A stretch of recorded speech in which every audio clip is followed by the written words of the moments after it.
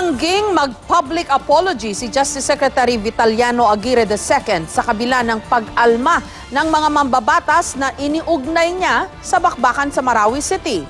Aksaya lang daw ng panahon ang panawagan ng ilang senador na imbestigahan ang dimanoy fake news na naging basihan dimano ng aligasyon ni Secretary Aguirre. Sagot naman ng ilang mambabatas, si Aguirre ang nagsasayang ng oras at pera ng gobyerno dahil sa pagsisiyasat ng DOJ o Department of Justice ng dimanoy destabilization plot ng oposisyon. May report si Jamsi Sante.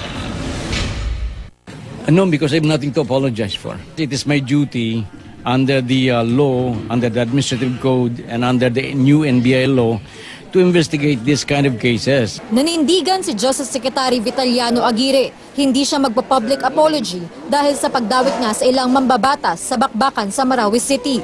Aksaya lang daw ng panahon ang panawagan daw ng ilang senador na imbestigahan ng Senado ang fake news na basihan daw ng kanyang alegasyon. Kung yun ay nakakala nila, but I believe that it's not necessary because it will be just a waste of time. Alam mo, let's move on. Alam mo, lahat tayo na nagkakamali, if ever. Kaya wag na nating palakihin yung... Pero para kina Senador Bam Aquino at ibang mambabatas sa oposisyon, si Aguirre ang nag-aaksaya ng resources ng gobyerno sa pagpapaimbestiga niya sa DOJ sa destabilization plot di umano ng ilang senador at opposition leaders. Mismong si Aguirre na kasi ang umaming nagkamali siya nang sabihin niyang kasama si Aquino sa meeting di umano ng opposition leaders sa Marawi noong May 2. You're wasting government resources, no? Pero, kung para sa akin, kailangan dumaan doon para lang maging klaro lahat, then sige na lang.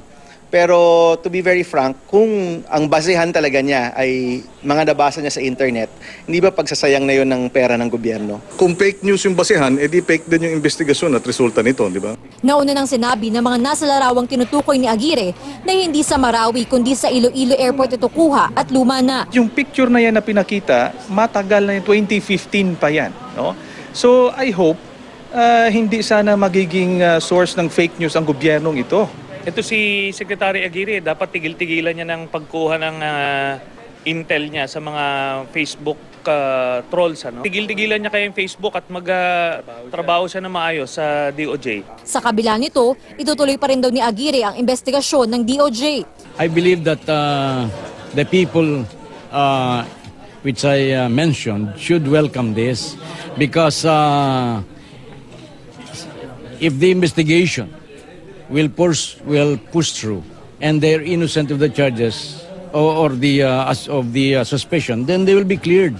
Magsasagawa ang Senado ng pagdinig sa issue ng fake news pagbalik ng sesyon ng Kongreso sa Hulyo.